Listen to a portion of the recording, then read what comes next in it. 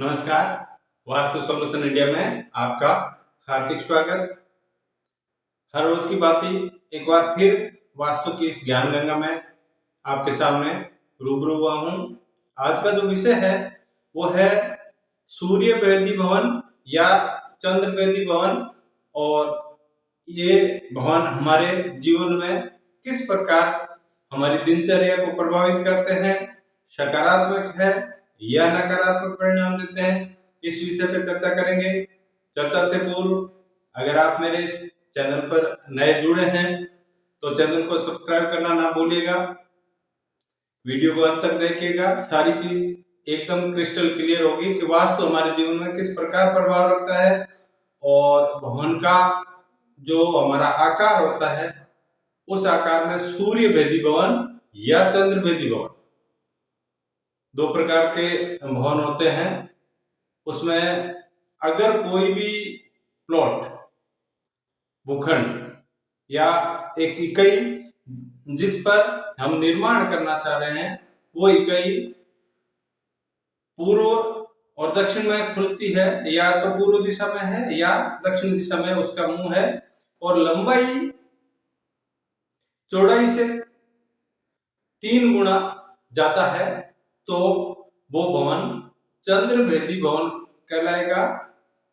और अगर कोई भवन या तो पूर्व डायरेक्शन ओपन है या पश्चिम डायरेक्शन वेस्ट ओपन और ईस्ट ओपन, अगर ऐसे भवन है और लंबाई और चौड़ाई में 3 गुना का फर्क है, यानी कि चौड़ाई से लंबाई 3 गुना या तिगुनी से ज्यादा, 3 गुना से ज्यादा, 3 टाइम से प्लस होते ही वो भवन आपका सूर्य वेदी भवन कहलाएगा।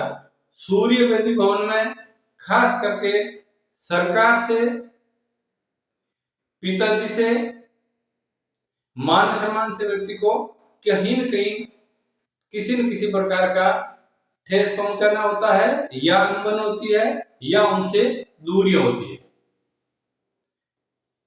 अगर कोई भी भवन चंद्र वेदी है तो सबसे ज्यादा वहां पर व्यक्ति का मन निर्बल होगा, मान सम्मान में वहां भी कमी होगी, और नए अवसरों में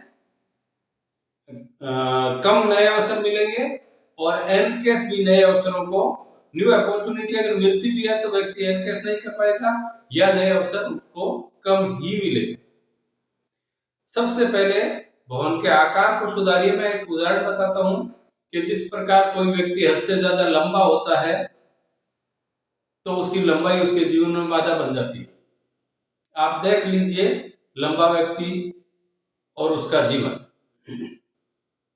कोई व्यक्ति हद से ज्यादा नाटा है तो भी आप देख लीजिए उसकी जो कम हाइट है, वो उसके बोनापन है, वो उसके जीवन में बाधा बन जाती है।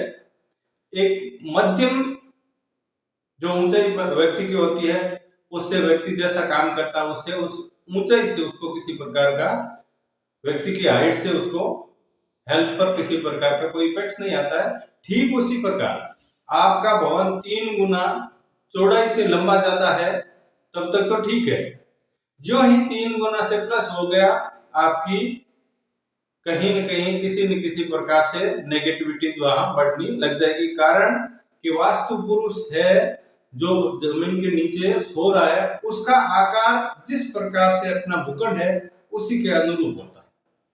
अगर भूखंड ज्यादा लंबा है तो वास्तु पुरुष की लंबाई बढ़ गई, जो ही लंबाई बढ़ेगी कहीं न कहीं किसी न किसी प्रकार का नेगेटिव इफेक्ट्स या साइड इफेक्ट्स जिसको कहते हैं वो पड़ने लग जाएंगे। इसलिए वास्तु में जो हमारे ऋषि मुनि और आचार्य थे, उन्होंने भवन का एक आकार निर्धारण किया। उस आकार में सबसे उत्तम कोटि का जो आकार है वो है वर्ग आकार। वर्ग के आकार का, यानी कि लंबाई और चौड़ाई समान। इसमें वास्तु पुरुष मिडिल हाइट का होगा, और मिडिल हाइट के व्यक्ति को कहीं न कहीं किसी न किसी प्रकार से शारीरिक बनावट से बाधा नहीं झेलनी पड़ती है। दूसरा है आयताकार। आयताकार में भी जैसे अगर किसी भूखंड की चौड़ाई 30 फीट है तो लंबाई उसकी दुगनी मापी गई है 30-60। प्लॉट्स 30-60 के हैं, 25-50 के हैं, 20-40 के हैं, 50-90 के हैं।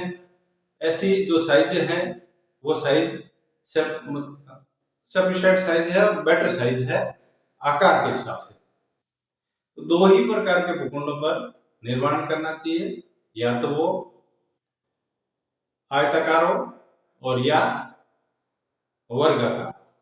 तीसरा, आयताकार में अगर लंबाई ज्यादा है तो मैं इसी विषय पर चर्चा कर रहा हूं कि वहां पर वास्तु पुरुष का आकार बिगड़ेगा। आकार बिगड़ते ही वहां पर बहुत सारी आपको विकट परिस्थितियों का सामना करना पड़ेगा।